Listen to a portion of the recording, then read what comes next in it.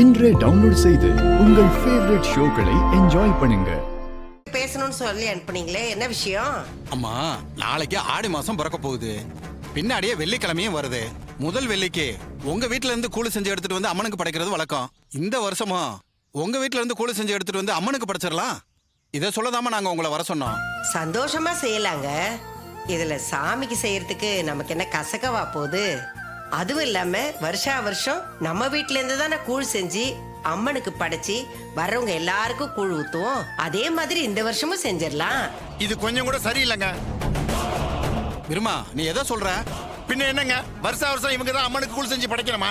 ஏ, நாங்க படைக்க விடாதா? விருமா, நீ பேசுறது தப்பா இருக்கு. பாத்து பேசு. கரெக்டா தான் பேசுறாரு.